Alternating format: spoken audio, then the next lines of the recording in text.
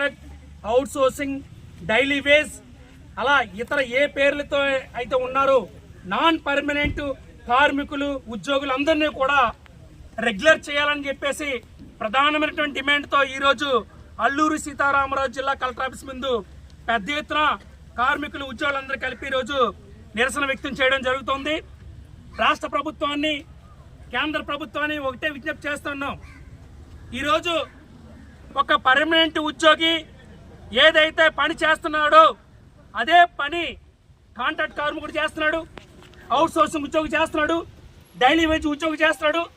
ఇతర గౌరవ వేతనం పేరుతోని, కంటింజెంట్ పేరుతోని, క్యాజువల్ పేరుతో, అనేక రకాల పేర్లతో ఈరోజు సమానంగా పని చేస్తున్నాడు. అంతకుముందు సుప్రీంకోర్టు చెప్పింది ఒకే పని స్వభావం కలిగిన పని చేస్తున్నటువంటి వాళ్ళందరూ కూడా